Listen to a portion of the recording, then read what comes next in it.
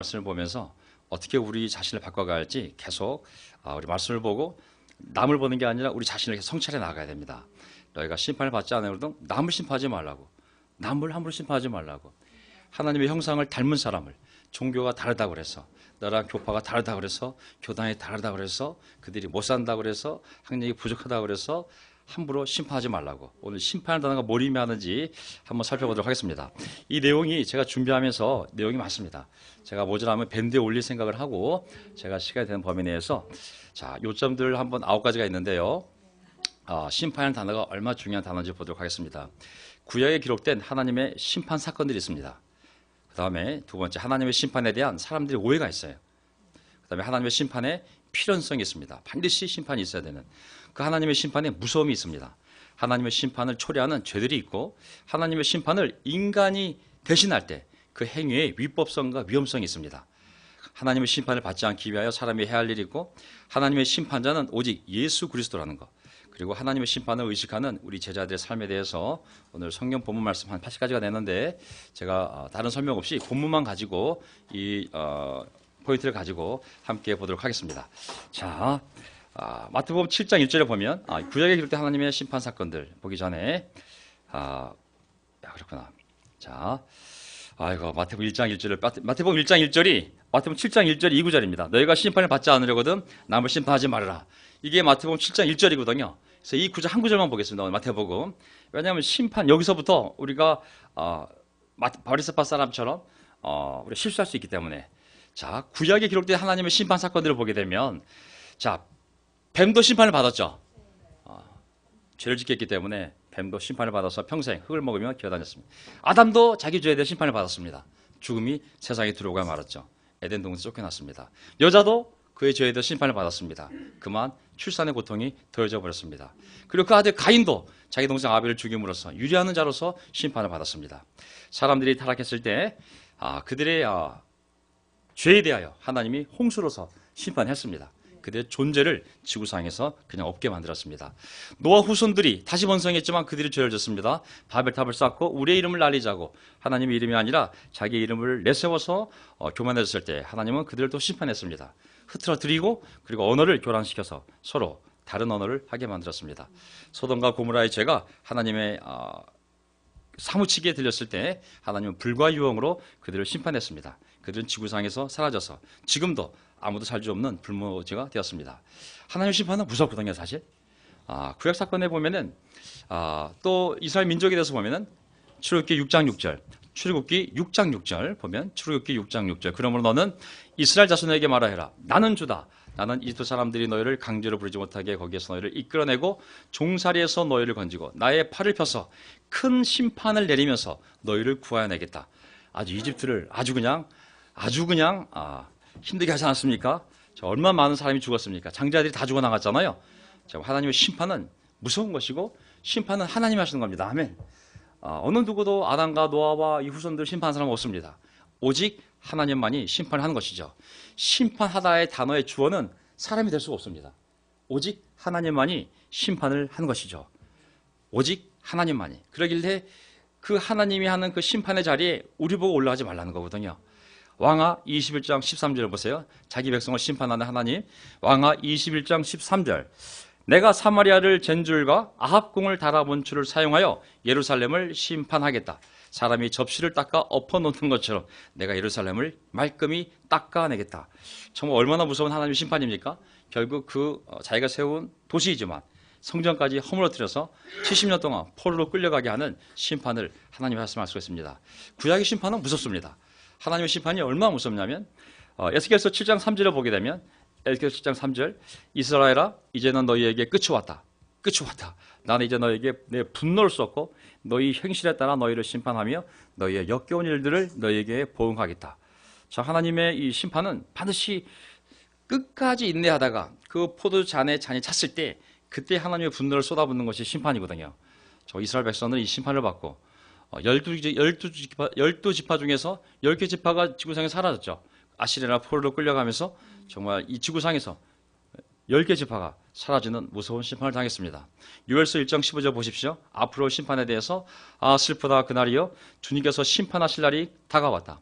전능하신 분께서 보내신 바로 그 파멸의 날이 다가왔다. 정말 항상 성경에서 가장 중요한 주제 중에 하나는 하나님의 심판입니다. 모든 인간의 죄에 대하여 반드시 심판하는 하나님에 대한 경고, 그것이 모든 예언자들의 메시지였거든요. 1장 14절. 습이 뭐의 약자죠? 스바냐죠, 스바냐. 내가 스바디아래. 참 이거 큰일 났네. 자, 주님께서 심판하실 그 무서운 날이 다가온다. 득달같이 다가온다. 들어라. 주님의 날에 부르짖는 저 비탄의 소리, 용사가 기운을 잃고 부르짖는 저 절규. 그 이스라엘 백성들이 비록 하나님의 백성이긴 하지만 그들이 우상을 숭배하고 심판을 받았을 때 차마 인간이 손으로 기록하기 어려울 정도의 무서운 일들이 그들 가운데 일어났거든요. 정말 하박국에 보면 다리가 떨려서 하나님의 심판의 날을 잠깐 환상을 봤는데 다리가 떨려서 녹아내려버린다고 할 정도로 하나님의 심판은 무섭습니다. 사람의 심판은 아무것도 아닙니다. 사람의 핍박도 아무것도 아니, 사람이 때리는 것도 아무것도 아니, 하나님의 심판이 진짜 무서운 것이죠. 자, 말라기 3장 5절에도 하나님이 이걸로 끝냅니다. 9절을 39권 가운데, 구약 39권 가운데 맨 마지막 건 말라기 3장을 보게 되면 이렇게 경고로 또 끝나거든요. 내가 너희를 심판하러 가겠다. 점치는 자, 간음하는 자, 거짓으로 증언하는 자, 일꾼의 품삯을 떼어먹는 자, 월급 갖다 주세요 빨리. 과부와 고아를 억압하고 나그를 학대하는 자, 나를 경외하지 않는 자들의 잘못을 증언하는 증인으로 기꺼이 나서겠다. 나 만군의 주가 말한다. 내가 심판하러 가겠다고. 얼마나 무서운 정말 하나님의 경고인지 모르겠습니다. 이렇듯 구약은 하나님의 은혜도 있지만 그 은혜를 저버리고 끝까지 하나님을 떠나 우상을 섬기며 하나님의 계명을 의도적으로 버리려고 했을 때 하나님은 반드시 그 백성을 심판했고 이방 족속이라 할지라도 심판하여 지구상에서 그 족속을 없애버리신 분이 또한 하나님의 심판임을 알 수가 있습니다. 하나님의 은혜만 있는 것이 아니라 사랑만 있는 것이 아니라 심판이 있는 것이죠. 십자가는 뭐예요? 우리 죄에 대한 심판인 것이죠. 왜 그렇게 하나님의 아들이 고통스럽게 6시간 동안 그 고통스러운 죽임을 당해야 됐습니까? 그것은 인류의 죄에 대한 하나님의 심판인 것이죠. 물론 사랑이지만 또 반대편에는 죄에 대한 하나님의 분명한 심판을 그 십자가에서 하나님은 이루신 것임을 볼 수가 있습니다. 하나님의 심판에 대해서 사람들이 오해를 하고 있습니다. 많은 오해들이 사람들 가운데 있어요. 첫째, 인간사에 대해서 욥은 뭐의 약자죠? 욥이죠. 그냥 욥은 욥이죠. 욥아디아서가 아닙니다. 자, 너는 하나님의 심판을 잘못하신다고 생각하느냐? 사실 우리는 세상 돌아가는 거 봤을 때, 야, 이거 최순실 같은 사람은 잘 살고 이거 어떻게 된 거냐? 선한 사람들이 이렇게 되고 도대체 이거 어떻게 되는 거야? 하나님의 심판을 정말 제대로 하시는 거냐? 우리는 하나님의 심판에 대해서 불공정성을 얘기하잖아요. 이게 사람들이 잘못 생각하는 거거든요. 창세기 18장 25절 아브라함도 그 소돔과 고모라에 있는 그 롯을 생각하며, 자, 그처럼 의인을 악인과 함께 죽게 하시는 것은 하나님께서 하실 일이 아닙니다. 의인을 악인과 똑같이 보시는 것, 주님께서 하실 일이 아닌 줄 압니다. 세상을 심판하시는 분께서는 공정하게 판단하셔야 하지 않겠습니까? 사람들은 때론 하나님의 그 심판에 대하여 불공정성을 제시합니다. 왜 악인은 잘 되고 성인은 고통을 당하게 되는가? 왜? 두 번째, 언제까지 참아야 되는가? 이게 바로 하나님의 심판에 대한 인간 마음속에 있는 정말 의심이거든요. 욥 9장 22절. 욥기 9장 22절. 나에게는 모든 것이 한 가지로만 여겨진다. 그러므로 나는 그분께서는 흠이 없는 사람이나 악한 사람이나 다 한 가지로 심판하신다 하고 말할 수밖에 없다. 그 의인 욥도 정말 자기 삶이 고통스러웠을 때, 아이고, 뭐 이렇게 하나님을 철저히 믿은 나도 고통을 당하는데 뭐 하나님이 그냥 선한 사람이나 악한 사람이나 똑같이 심판하시는구만, 이런 오해를 할 수가 있는 것이죠. 욥기 22장 13절. 그런데도 너는 하나님이 무엇을 아시겠으며 검은 구름 속에 숨어 계시면서 어떻게 우리를 심판할 수 있겠느냐? 우리가 보이기나 하겠냐? 우리의 눈물이, 우리의 상처가, 우리의 어려움이 뭘 알고 계시며 뭘 보고 계시며 뭘 제대로 심판하시겠느냐? 이러한 마음이 하나님의 심판에 대한 부정적인 의심을 갖게 만들죠. 욥기 24장 1절, 욥기 24장 1절. 이 설교는요, 아프리카 TV에 한 달 동안 저장되게 되어 있습니다. 그래서 아프리카 TV에 명동 그리스도 치면은 바로 이 한 달 동안은 저장됐다가 삭제된다고 합니다. 다행스럽게도. 그래서 보십시오, 나중에. 어찌하여 전능하신 분께서는 심판하실 때를 정하여 두지 않으셨을까? 어찌하여 그를 섬기는 사람들이 정당하게 판단받을 날을 정하지 않으셨을까? 하지만 하나님은 심판하실 날 정해놓잖아요. 그렇죠? 그날을 몰랐을 뿐이고 모를 뿐이지 하나님은 모든 죄에 대하여 심판할 날을 정해놓고 그것이 찰 때까지 회개하든지 아니면 그날에 차서 하나님의 심판하든지 그 날을 심판의 때를 정해뒀음을 알 수가 있습니다. 시편 10장 5절에 보면 그런데도 악인이 하는 일은 시편 10장 5절 그런데도 악인이 하는 일은 언제나 잘되고 주님의 심판은 너무 멀어서 그들에게 보이지 않으니 악인은 오히려 그의 대적을 보고 코 웃음만 칩니다. 어떻게 보면 참 심판이 너무 미뤄서 악인들은 오히려 코 웃음만 친다고. 하지만 결국은 다 드러나지 않습니까? 하나님께 시간을 드리면 그리고 우리가 인내할 수 있다면 하나님은 모든 일을 다 제자리로 돌아가시게 하실 줄 믿습니다. 아멘. 이 땅에서 안 되는 일이 있으면 저 위에서 정말 하나님의 뜻대로 다 이룰 줄 믿습니다. 그래서 하나님은 반드시 세상을 어떻게 하신다고요? 심판하신다고. 심판하는 단어는 굉장히 중요한 단어거든요. 무서운 단어거든요. 왜냐하면 그 심판이 있기 때문에 하나님의 아들이 온 거잖아요. 하나님의 아들이 온 이유가 뭐냐면 노아에게 하나님이 알려줬듯이 좀 있으면 심판이 온다, 회개하여라, 하나님 나라가 빨리 왔으니 회개하고 들어와라 하는 게 바로 예수님의 복음이잖아요. 모든 죄를 용서받을 수 있는 길이 열렸다, 천국문이 열렸다, 빨리 들어와라, 이것이 복음이잖아요. 왜? 하나님이 반드시 세상을 심판할 거기 때문에, 그 때가 언제인지 모르기 때문에 오늘이라는 시간이 있을 때 빨리 회개하고 들어오라는 것이 우리 교회의 메시지입니다. 아멘. 네. 하나님은 반드시 세상을 심판한다고 말씀하셨어요. 이사야서 16장 26절 보면은 이것이 주님께서 온 세계를 보시고 세우신 계획이다. 보세요. 주님께서 모든 민족을 심판하시려고 팔을 펴셨다. 아멘. 유엔에 160개국이 있는지 모르겠지만 지구상의 모든 종족들, 노아의 후손들이 갈라져서 세워진 모든 종족들은 반드시 아브라함을 통하여 복이 선포되어지고 그 시인 그리스도를 통하여 복을 받고 회개하고 돌아오라는 그 말씀을 거부했을 때 모든 족속은 반드시 심판의 대상임을 알 수가 있습니다. 오히려 그 복음을 믿지 않았을 때 예수님이 뭐라고 말씀하셨어요? 심판 때에 니느웨 사람들이 남방 여인이 이 세대와 함께 일어나서 이 세대를 정죄할 거라고. 왜? 우리 같은 악한 니느웨 사람들도 그 요나의 말을 듣고 회개하고 짐승까지 회개시키고 금식시키며 그 말씀을 받아들였는데 왜 너희들은 하나님의 아들이 와서 이 놀라운 기적으로 이 수만 수천 가지 기적을 했는데도 왜 믿지 않는지. 그들이 일어나서 너희 세대를 정죄할 거라고. 남방 여인이 와서 솔로몬의 지혜보다 더 큰 지혜인 예수님이 여기 있다. 하나님의 아들이 있다고. 한 인간이 솔로몬을 보고도 남방 여인은 그 지혜가 어디서 왔는지를 놀라고 무릎을 꿇고 경배했는데 왜 그 지혜 자체가 되신 하나님의 아들이 와서 이렇게 놀랍게 하나님의 말씀을 설명하고 하나님을 증거하는데도 왜 너희는 받아들이지 않는지. 오히려 그를 십자가 달아 죽게 한 너희 세대를 반드시 정죄할 거라고. 하나님은 반드시 심판의 때를 정해놓고 우리가 그 심판의 전에 회개하고 돌아오기를 바라시는 줄 믿습니다. 아멘. 요한계시록 11장 18절 이제는 죽은 사람들이 심판을 받을 때가 왔습니다. 주님의 종 예언자들과 성도들과 작은 사람이든 큰 사람이든 주님 이름을 두려워하는 사람들에게 상을 주실 때가 왔습니다. 아멘. 심판에는 두 가지 의미가 있어요. 하나는 벌을 징계하지만 동시에 선한 사람에게 상을 주는 때가 바로 심판의 때인 줄 믿습니다. 아멘. 세상이 심판을 받을 때 우리는 구원받을 줄 믿습니다. 세상이 불에 타 없어질 때 우리는 휴거되어 천국에 들어갈 줄 믿습니다. 제가 설교 본문을 항상 설교 본문을 보면 무서운 내용이 많거든요. 하지만 집에서 나올 때 항상 품에 여기다 딱 이렇게 꼽아가지고 아무리 무서운 내용이라도 따뜻한 마음으로 전해야지. 설교도 무서운데 인상까지 쓰면서 험악하게 전하면 얼마나 힘들까. 내용은 무서워도 마음은 따뜻하게 전해야지. 여기다 다 설교 본문을 꼽고 왔었는데 요즘 뭐 컴퓨터 발달돼가지고 뭐 바로 여기 떴으니 그러면서 항상 제 마음속에 우리가 설교 끝나면 항상 마지막에 주일 예배 때 여러분 우리 천국에서 만납시다. 항상 천국을 얘기할까?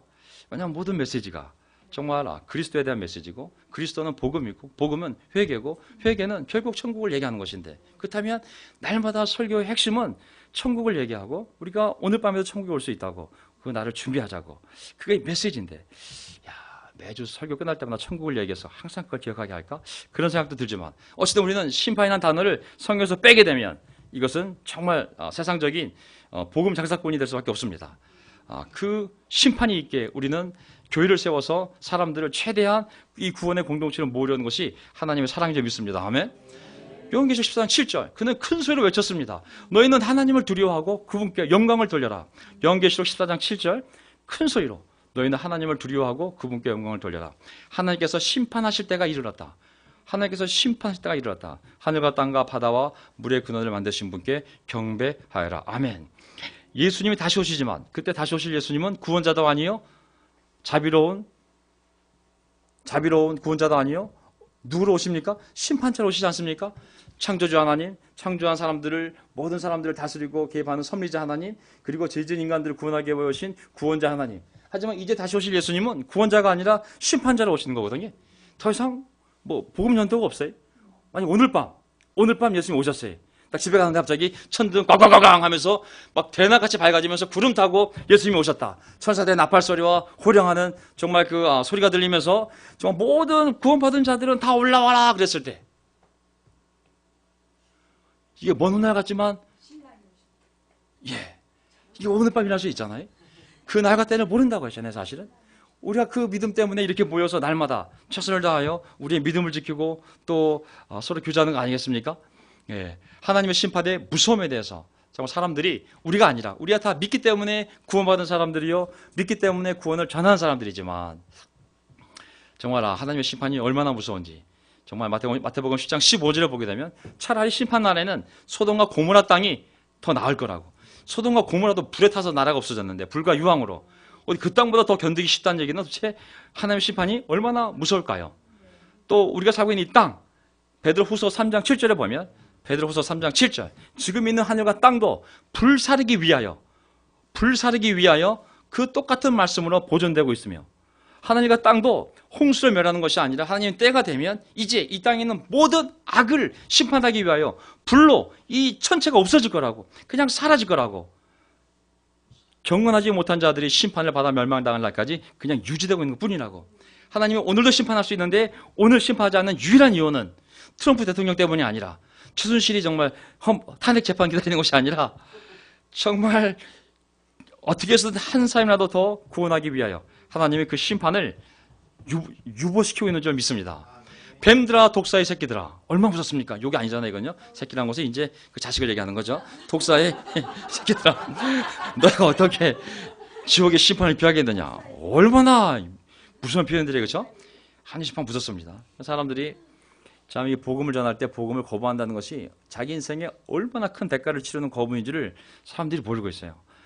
스포츠와 또 이런 세상의 즐거움과 이런 것들에 정말 빠져서, 정말 노아가 홍수가 나서 잠기는 그 순간까지 사람들이 먹고 마시고 십자가 장가갔다고 오늘날 시대가 정말 똑같은 시대가 아닐 수 없어요. 하나님의 심판을 초래하는 제들은 다 알지 않습니까? 정말 우상을 숭배했던 이스라엘 백성들. 하지만 구약에서는 우상을 숭배했던 이스라엘 백성들이 결정적으로 하나님의 심판을 받았지만, 요한복음 보게 되면 보세요. 아들을 믿지 않는 사람은 심판을 받지 않는다. 그러나 믿지 않는 사람은 이미 심판을 받았다. 그것은 하나님의 독생자의 이름을 믿지 않았기 때문이다. 아멘.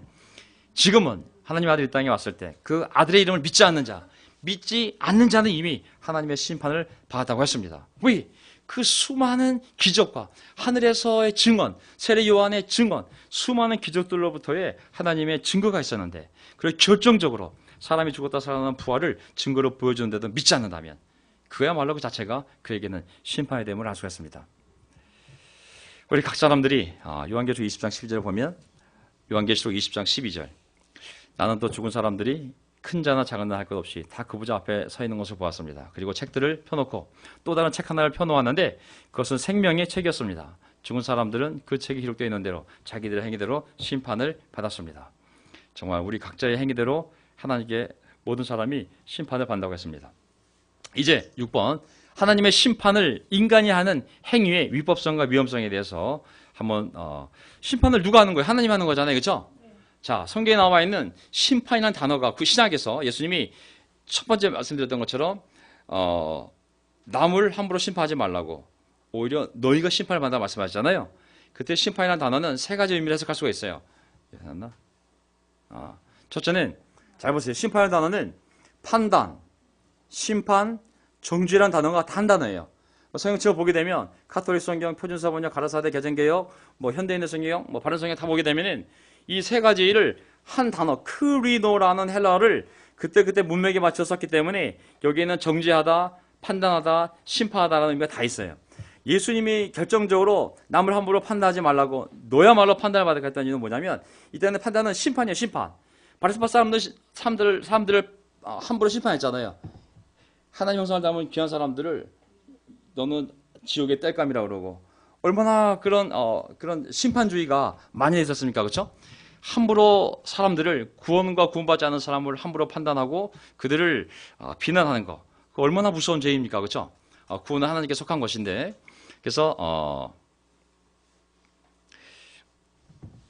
이 분별하다는 의미에서의 판단은 필요한 겁니다. 아멘. 믿지 않는 자들이야 우리가 판단할 바가 아니지만 믿는 자 안에서는 너희가 판단해야 되지 않겠냐고. 무엇이 옳고 틀린지 선하고 악한지 우리가 분별해야 되잖아요. 그러니까 판단해야 되잖아요. 그런 판단은 우리 모두에게 필요합니다. 아멘. 성경을 많이 보는 이유가 분별력을 키우는 거잖아요. 정말 이게 거짓 예언자인지 참 예언자인지 말씀을 베라스함처럼 말씀을 봐야 우리가 속지 않잖아요. 그래서 그런 분별력으로서의 판단력은 우리에게 필요한 것입니다. 하지만 성경이 우리에게 경고하는 것은 뭐냐면 하나님의 심판을 하나님의 정죄를 우리가 하는 거. 우리가 그 자리에 올라가서 함부로 사람들을 정죄하고 함부로 그 사람의 구원을 판단하고 그리고 모든 사람들에 대해서 판단주의, 정죄주의, 심판주의 이런 것들을 하나님 우리에게 경고하는 것이거든요. 왜? 하나님의 마음은 이런 마음이기 때문에. 마태복음 12장 7절 보세요. 마태복음 12장 7절. 나는 자비를 원하고 제사를 원하지 않는다 하신 말씀이 무슨 뜻인지 알았더라면 너희가 죄 없는 사람들을 정죄하지 않았을 것이다. 예수님 당시에 많은 종교적인 사람들이 정죄했잖아요. 전 구원받지 못한 자식들. 똑같은 하나님의 백성들인데도 자기들의 율법, 자기들 수준의 율법의 헌신도가 없으면 자기들의 전통을 따르지 않으면 전부 구원받지 않은 정말 지옥의 땔감용이라고 사람들이 생각했잖아요. 그 얼마나 무서운 말이에요. 하나님은 자비를 원하고 제사를 원하지 않는다 하신 말씀을 알았더라면 너희가 죄 없는 사람들을 정죄하지 않았을 거라고. 요한복음 8장 11절 가늠한 여자 보세요. 예수께서 몸을 일으키시고 여자에게 말씀하셨다. 여자여 예수들은 어디에 있느냐? 너를 정죄한 사람이 너를 심판한 사람이 한 사람도 없느냐? 여자께 대답하였다. 여자가 대답하였다. 주님 한 사람도 없습니다. 예수께서 말씀하셨다. 나도 너를 심판하지 않는다. 나도 정죄하지 않는다. 하지만 가서 이제부터 다시는 죄를 짓지 말아라. 아멘. 우리가 공부할 때 형제들이 죄를 졌어요. 그 우리가 심판할 수 있습니까? 정죄할 수 있습니까? 정죄 못해요. 다만 안타까운 마음으로 함께 기도해주고 우리 이제부터 다시는 죄를 짓지 말자고. 그것이 우리의 역할이지 함부로 우리가 무엇을 정죄할 수 있겠습니까? 정죄를 위치에 있지도 않잖아요. 권한이 있어요? 죄를 용서할, 죄를 정죄할 권한이 있습니까? 우리에게 없습니다. 만약 우리에게 지은 죄가 있다면 우리는 용서할 위치에 있겠죠. 그렇죠? 정죄는 우리가 하는 것이 아닙니다. 로마서 14장 10절. 로마서 14장 10절. 그런데 어찌하여 그대는 형제나 자매를 심판합니까? 우리는 모두 다 하나님의 심판대 앞에 서게 될 것입니다. 아멘. 나이가 드니까 이제 제일 두려운 게 뭐냐면 사람이 아니라 심판대가 저도 두려워져요. 좀 있으면 나도 심판대 앞에 서겠구나. 내가 오니스치라고 전하면서 내가 판단하고 정죄했던 심판했던 많은 사람들 참 그들이 걸려 넘어졌더라면 야 나는 하나님 심판대 앞에 섰을 때 뭐라고 변명을 해야 될까? 참 두려운 마음이 생기거든요. 하나님의 심판대. 곧 다가갈 하나님의 심판대. 우리 케빈 목사님 먼저 하나님의 부르심을 받았지만 저보다 6살 나가야 많거든요. 내가 많잖아요. 6살. 제가 동안이라 저분이 몰라서 그렇죠. 같은 세대예요. 같은 세대. 예. 언제 하나님이 우리를 예. 네, 케빈 목사님의 아내가 제 아내하고 1살 차이에요. 나이가 많은 사람. 원리가 없냐면은 우리가 이렇게 뭐 수변에 사는 게 아니에요. 하나님이 언제든 우리를 부를 수 있는 거예요. 그때 하나님 앞에 우리의 양심이 정말 하나님 앞에 심판대 앞에 섰을 때 정말 두려움이 아니라 정말 하나님을 보고 싶은 마음으로 설 수 있도록 우리는 정말 심판을 두려워하며 날마다 우리의 삶을 성찰해야 되는 것이죠. 남을 심판할 이유가 없어요. 남을 정죄할 이유가 없어요. 그냥 내 자신을 심판하고 내 자신을 정죄하고 내가 회개하면 되는 거죠. 그게 복음의 정신인 거예요. 진리를 알아서 저를 비난하라고 진리를 알아준 게 아니라 그 진리로 너를 보라고 너를 인식하라고 네가 바뀌라고 네가 바뀌면 사람들이 네 모습을 보고 바뀔 수 있을 거라고. 이게 복음이거든요. 로마서 14장 13절 그러므로 14장 13절 로마서 그러므로 이제부터는 서로 남을 심판하지 마십시다. 형제자매 앞에 장애물이나 걸림돌을 놓지 않겠다고 결심하십시오. 자, 우리가 우리 운동에 강한 확신도 좋지만 심판주의는 조심해야 되는 거죠. 함부로 우리가 사람들을 정죄하고 심판하는 거 정말 조심해야 되는 거죠. 자, 이거 통과하기 위해서 시간이 없기 때문에 쭉 통과하게 되면요. 사도 바울이 뭐라고 그러냐면은 나는 너희들한테 심판을 받든지 법정의 심판을 받든지 난 신경 안 쓴다고. 나도 내 자신 심판하지 않는다고. 4장 4절 보세요. 고린도전서 4장 4절. 나는 양심에 거리끼는 것이 없다고. 왜? 이런 일로 내가 이렇게 된 것은 아닙니다. 나를 심판하신 분 누구라고 그랬어요? 오직 하나님만이 나 심판. 세상 법적인 나를 뭐라고 하든 너희들이 나한테 뭐라고 하든 나는 그거 신경 안 쓴다고. 나도 내 자신 심판하지 않는다. 왜? 나에 대한 심판관자 하나님밖에 없는데 내가 나를 어이구 의롭다 어이구 의롭다 이게 무슨 의미가 있겠어요? 하나님이 의롭다 그래야지. 4장 5절. 그러므로 여러분은 주님께서 오실 때까지는 아무것도 미리 심판하지 마십시오. 주님께서는 어둠 속에 감추인 것들을 환히 나타내시며 마음속의 생각을 드러내실 것입니다. 그때 사람마다 하나님으로부터 칭찬을 받을 것입니다. 아멘. 모든 것은 하나님으로부터 이루어지는 거거든요. 우리 눈이 사람의 마음을 볼 수가 없어요. 우리 눈이 사람의 동기를 알 수가 없어요. 함부로 심판하면 안 되거든요. 놀라운 목사가 생각하지만 천국에 없을 수 있어요. 하지만 저 사람이 저 제자 맞아? 그 사람이 회개하고 나중에 천국에 예수님 옆자리에 누워있을 수도 있어요. 아무도 모르는 거예요, 사실은. 우리가 할 일은 함부로 갈아주라고 판단하지도 말고 뽑으려 하지도 말고 내 탓이요 내 탓이 하면서 하나님의 말씀으로 나를 성찰하면서 내가 예수님을 닮아가면 되는 거거든요, 사실은. 함부로 심판하지 말라고. 너희가 뭘 알겠냐고. 너희가 사람을 어떻게 알겠냐고. 하나님만이 알고 하나님만이 심판할 능력이 있고 지혜가 있고 기준이 있고 그분의 때에 하나님이 하실 거라고. 우리는 정말 심판하지 않도록 조심해야 됩니다. 야고보서 4장 11절 형제자매 여러분, 야고보서 4장 11절. 형제자매, 제가 밴드에 다 올려놓을 겁니다. 우리 그 명동그리스도교회 명동센터 명동교회 밴드에 이 본문을 다 올려놓을 테니까 나중에 집에 가서 참고해 보세요. 형제자매 여러분, 서로 헐뜯지 마십시오. 자기 형제자매를 헐뜯거나 심판하는 사람은, 형제자매를 헐뜯거나 심판하는 사람은 넌 지옥 갈 거야. 넌 그런 신앙으로 절대 천국 못 가. 심판하는 사람은 넌 하나님의 자녀가 아니야. 넌 마귀의 자식이야. 율법을 헐뜯고 율법을 심판하는 것입니다. 그대가 율법을 심판하면 그대는 율법을 행하는 사람이, 나중에 집 와서 보세요. 율법을 제정하신 분과 심판하신 분은 한 분이십니다. 그는 구원하실 수도 있고 멸망시킬 수도 있습니다. 도대체 그대가 누구에게 이웃을 심판합니까? 그 잘못된 심판 때문에 누굴 죽였어요? 예수님을 죽인 거잖아요. 여러분은 의인을 정죄하고 죽였지만 그는 여러분에게 대항하지 않았다고. 우리가 잘못된 심판을 가지고 유대인들이 하나님의 아들을 심판하고 정죄해 죽였잖아요. 우리가 똑같은 실수를 할 수 있거든요. 우리는 겸손하게 우리 자신을, 우리가 심판을 받지 않기 위하여 우리가 해야 할 일들, 우리가 심판을 받지 않기 위하여 우리가 해야 할 일들을 생각해 보면, 자, 예수님 사순절 시작됐어요, 그렇죠? 사순절, 숫자가 10순자에 10, 10이 10개니까 10이 4개니까 4순이 되잖아요, 그렇죠? 40일이 되는 거예요. 10순자니까. 자, 우리가 이 세상에서 예수님이 오신 이후에 인류에게 주어진 심판을, 하나님의 무서운 심판을 피할 수 있는 길은 하나밖에 없어요. 그것은 오직 마리아가 아들을 낳을 것이니, 마태복음 1장 21절. 마리아가 아들을 낳을 것이니 너는 그 이름을 뭐라고 부르라 그랬어요? 예수. 히브리어로 요수아. 히브리어로 요수아. 그다음에 헬라어로 예수스인데 한국말로 그냥 예수라고 해라. 그가 자기 백성을 그들의 죄에서 구원하실 것이다. 예수란 말 자체가 하나님이 구원하신다는 뜻이잖아요. 예수를 통하여 구원받지 못한 사람은 심판을 받는 거예요. 아멘. 왜? 그분을 통하여만 죄가 용서되어지기 때문에. 그래서 우리는 반드시 예수의 이름을 붙잡아야 됩니다. 아멘. 요한복음 3장 15절. 요한복음 3장 15절. 그것은 그를 믿는 사람마다 영생을 얻게 하려는 것이다. 그는 예수 그리스도. 하나님께서 세상을 이처럼 사랑하셔서, 하나님께서 이처럼 세상을 사랑하셔서 외아들을 주셨으니 이는 그를 믿는 사람마다 멸망하지 않고 심판받지 않고 정죄당하지 아니하고 영생을 얻게 하려는 것이다. 아멘. 예, 정죄를 누가 당했어요? 예수님이 당했잖아요, 그렇죠? 요한복음 3장 17절. 하나님께서 아들을 세상에 보내신 것은 세상을 심판하시려는 거예요? 아니, 아들을 통하여 세상을 구원하시는 것입니다. 아멘. 하나님의 창조주 하나님, 그 다음에 모든 사람의 삶에 개입하여 그들을 선하게 인도하시는 섭리자 하나님, 그리고 죄 지은 모든 인류를 구원하기 위해 이 땅에 오신 구원자 하나님 예수 그리스도. 하지만 이제 다시 오실 분은 세상을 심판하러 오실 심판자 하나님이거든요. 그렇죠? 지금은 심판의 때예요? 구원의 때예요? 지금은 구원의 때예요. 아멘. 노아의 방주 문이 열려 있어요. 아멘. 아직 문이 열려 있습니다. 우리가 계속 사람들 구원해야 됩니다. 아멘. 예, 아직 구원의 문이 열려 있어요. 오늘 밤에 다칠지 모르겠지만 아직까지 이 설교하는 동안에는 아직 열려 있어요. 아멘.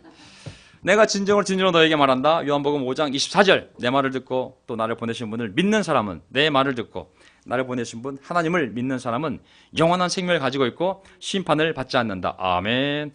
우리가 심판을 받습니까? 안 받습니까? 우리는 벌써 심판을 받지 않는다고 했잖아요. 그렇죠? 우리는 이미 구원받은 자이기 때문에 악한 자들이 심판받을 때 우리는 부활하여 천국에서 영원히 살 줄 믿습니다. 아멘. 그래서 우리가 자꾸 매주 그 천국을 생각해야 되고 부활을 생각해야 되고 이 땅을 자꾸 놔야 돼요. 자꾸 놓다가 하나님 오셨을 때 몸과 마음이 가벼워져서 그냥 올라가야 돼요. 근데 놓는 훈련을 안 하잖아요. 예수님 오셨을 때 놓을 수가 없어요. 나중에 오세요 하나님. 지금 제가 할 게 많거든요. 다시 오신 예수님을 기다릴 마음의 준비가 없어요. 교회는 기다리는 신부인데 신부가 얼마나 간절하게 신랑이 오기를, 교회가 간절한 마음으로 예수가 오기 기다려야 되는데 예수가 오기를 기다리는 교회가 많지 않아요. 대신 건물을 빨리 지어야 되는데 다음에 적금 타면은 말이야 건물 너무 멋있게 지어야 되는데 지상에서 할 일이 너무 많아요 사실은. 하지만 교회가 많아진다고 교회가 세상이 구원받는 것은 아니거든요. 예수님이 오셔야지만 세상의 고통은 끝날 수 있거든요. 북한 누가 구원하겠어요? 북한을. 저 아기 덩어리 저 누가 구원하겠어요? 예수님이 오셔야 돼요. 저거 예수님이 오셔가지고 끝내지 않으면 저 누가 저 구원할 수 있겠어요? 저 수만 명의 영혼이 고통을 당하고 있는데 니느웨보다 아시리아보다 더 무서운 것이 북한 아니에요? 김정은이. 그 완전히 지금 방송 나가죠. 아이고야. 자, 우리 또 하나님께서 적당하게 심판하실 수 믿습니다. 아이고야. 아이고야. 방송이 무서워요, 그렇죠? 예. 또 이거 VX 또 가스라는 게 있다는데. 자, 믿고 세례를 받는 사람은 구원을 받을 것이다. 믿지 않는 사람은 정죄를 받을 것이다. 우리 믿고 세례 받았잖아요. 아멘. 우리는 심판과 정죄를 넘어간 사람들이다. 아멘. 넘어질 수 있어요. 잠시 교회를 떠날 수도 있어요. 하지만 잠깐 교회를 떠나다 그래서 하나님의 아들이 아닌 건 아니에요. 그렇죠? 우리 아들이 집을 나갔어요. 제가 호적에서 파버려요? 안 파잖아요. 그냥 당한 것 뿐이에요. 그냥 돌아오면 돼요. 아멘. 못 지낼 수도 있어요. 우리 아들이 성적이 1등할 수도 있고 꼴등할 수도 있어요. 꼴등한도 아들이 아닌 거 아니잖아요. 영적으로 잘 지낼 수 있고 못 지낼 수 있어요. 하지만 우리는 믿고 세례를 받아 구원받은 사람이에요. 우리에겐 정죄가 없어요. 아멘. 예수 안에는 정죄가 없어요. 그렇죠? 예수 안에는 정죄가 없어요. 시간이 없기 때문에 통과. 또 우리 세례 받고 로마서 8장 2절 보세요. 그러므로 그리스도 예수 안에 있는 사람들은 정죄를 받지 않습니다. 아멘. 우린 예수 안에 있기 때문에 영원히 정죄를 받지 않아요. 우리 죄를 좀 회개하면 되는 거고 우리는 심판을 이미 넘어간 사람들이, 정죄를 넘어간 사람들이, 우리는 예수 안에서 이제 천국만을 바라보며 하나님의 구원해 줄 날을 기다리는 그런 구원받은 사람들이잖아요. 그렇죠? 자, 그래서 하나님의 심판자, 하나님 세운 심판자는 한 분밖에 없어요. 예수 그리스도예요. 아멘. 어떤 교단, 교파, 교리, 신조, 가톨릭, 루터, 성공회, 개신교 이런 교파, 교단, 신조들이 판단하는 것이 아니에요. 그 신조조차도 하나님의 심판을 받을 거예요. 그들의 모든 리더십도 한 명 한 명 다 하나님의 심판을 받지 않겠습니까? 오직 예수 그리스도만이 우리의 심판자가 되십니다. 아멘. 세상은 그리스도가 심판하시는 것이지 교파, 교단, 교리, 교조 이런 것들로 세상이 심판받는 거 아니거든요. 예. 하늘나라에는 장로 교수가 없을까요? 저는 없죠. 감리교가 있어요. 카톨릭에 있어요. 뭐가 있어요? 루터교가 성공에 있어요. 아무도 없어요. 각자가 각자의 행위대로 심판을 받는 것뿐이. 사람들이 양심이 있다면 심판자를 의식한다면 함부로 말하고 행동하지는 않을 거예요. 어떻게 우리를 이단이라고 함부로 떠들 수가 있어요? 저 겁없는 자예요, 진짜. 어떻게 함부로 이렇게 순수한 마음으로 하나님을 섬기는 자들. 때로는 우리가 신앙이 부족해서 실수할 수 있고 좀 모자랄 수 있지만 어떻게 그런 사람들을 함부로 2단, 3단, 4단, 5단 육차게 하고 있냐고요. 그건 무서운 거예요, 진짜. 하나님의 자녀를 이단이라고 한 죄는 결코 작은 죄가 아니거든요. 함부로 판단하면 안 되는 거거든요. 모르면 입을 다물고 있든지 하나님이 맡기든지. 그래서 우리는 그런 그들이 했던 실수를 우리가 되풀이하면 안 됩니다. 우리는 함부로 삶을 판단하지 말고 우리가 믿는 바를 겸손하게 제시하면 되는 거거든요. 너희가 믿는 희망이 무엇이냐고 그랬을 때 겸손하게 예수 그리스도를 우리 품 안에 안고 우리는 이것을 믿고 이 소망을 가지고 살아갑니다. 여기까지만 하면 되는 거예요. 우리랑 틀리다 그래서 너는 마귀의 자식이야. 너는 하나님의 교회 있지 않아. 너는 정죄할 필요가 없는 거예요. 하지만 우리 확신을 갖고 잘 설명하고 그들이 그 확신에 동의한다면 아멘. 가족이 되는 것이고 동의하지 않는다면 안녕히 가십시오. 거기까지가 겸손한 우리의 확신의 태도인 것이죠. 자, 그래서 이제 다 올리겠습니다. 그래서 하나님의 심판을 의식하는 우리 제자의 삶은 무엇이 되어야 될까요? 보세요. 자, 우리가 이거를 염두에 둬야 됩니다.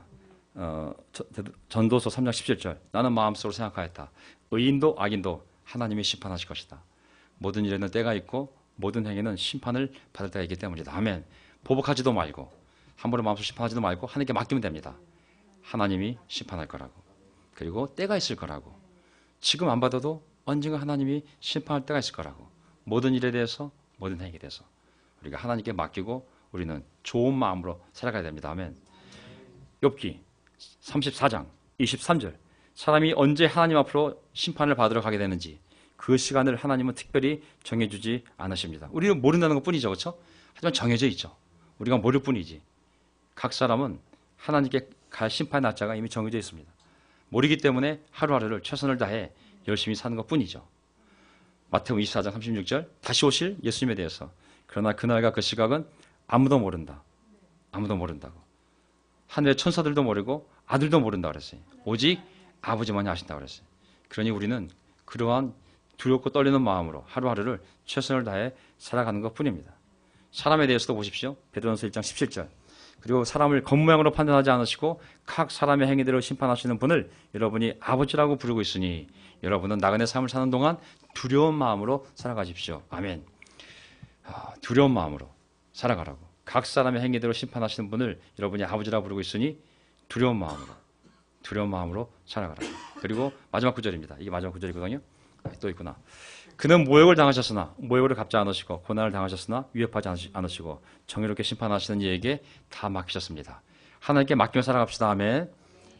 우리가 정죄할 필요가 없어요. 다 놔두면 하나님의 때에 하나님의 방법으로 하나님의 손으로 하나님이 사용할 사람들을 통하여 다 불의한 것들을 심판하실 것입니다. 아멘. 그 불의한 것을 심판하실 때 선한 사람의 손을 사용하지 않습니다. 우리는 하나님을 신뢰하고 우리 자신을 인식하고 우리 자신을 성찰하고 우리가 회개하고 있으면 하나님이 하나님의 손으로 하나님의 때 하나님의 방법으로 심판할 사람을 심판하시고 구원할 사람을 구원하실 줄 믿습니다. 그래서 저는 이게 마지막 구절일 겁니다. 그렇죠? 마지막 구절이죠. 자, 요한일서 4장 17절 말씀을 읽고 제가 끝내고 싶어요. 베드로후서 2장 9절도 좋은 말씀입니다. 제가 정리하면서 정말 심판에 대해 다시 한번 생각하게 됐거든요. 자, 주님은 경건한 사람을 실현해서 건져내시고 보세요. 주님은 경건한 사람을 실현해서 건져내시고 불의한 사람을 벌하셔서 심판날까지 가둬두실 줄 아십니다. 아멘. 우리가 하나님이 아무것도 안 하시고 모르는 것 같지만 경건한 사람을 반드시 실현해서 건져내시고 하지만 불의한 사람은 지금 잘 사는 것 같지만 멀쩡한 것 같지만 반드시 심판하신다고. 요한일서 4장 17절. 그러니 우리는 어떻게 될까요? 어떻게 살아야 오늘 내가 하나님 앞에 심판 앞에 서더라도 두려움 없이 그 앞으로 나갈 수 있을까요? 요한일서 4장 17절. 사랑이 우리에게서 완성되었다는 사실은 이 점이 있으니 곧 우리로 하여금 심판날에 담대함을 가지게 하는 것입니다. 잘 보세요. 사랑이 우리에게 완성되었다는 사실은 이 점이 있으니 곧 우리로 하여금 심판날에 담대함을 가지게 하는 것입니다. 우리가 이렇게 담대해지는 것은 그리스도께서 사신 대로 우리 또한 이 세상에서 그렇게 살기 때문입니다. 아멘. 사람이 죽음 앞에서 하나님의 심판을 두려워하지 않을 수 있는 유일한 길은 하나밖에 없어요. 헌금을 많이 내는 거, 주일에 꼬박 참석하는 거 이런 거 아닙니다. 그냥 우리도 이 세상에서 주님이 사신 대로 살려고 노력할 때 그것만이 우리의 유일한 자신감입니다. 아멘. 그것은 사랑하는 길이거든요, 사실. 우리가 사랑하면서 하루하루 어쨌든 힘들지만 고통스럽지만 보복하고 싶고 심판하고 싶고 정말 그런 마음이 들지만 어쨌든 이 세상에 살면서 예수님이 살았던 대로 우리가 살려고 최선을 다할 때 그때 우리의 마음 안에는 오늘 밤에 정말 예수님이 오신다 할지라도 죽음을 누가 선포한다 할지라도 내 마음에 담대할 수 있는 것은 주님, 제가 죄인이지만 부족하지만 정말 예수님의 마음을 담고 사랑하기 위하여 제가 오늘도 최선을 다했습니다. 그것만이 하나님 앞에 담대하게 가는 길인 줄 믿습니다. 아멘. 오늘 9시인데요. 좀 늘어지긴 했지만 우리 그래도 잠깐 우리 형제자매들 얼굴 보고 15분에 모여서 마지막 기도 찬송 부르고 그리고 마치도록 하겠습니다.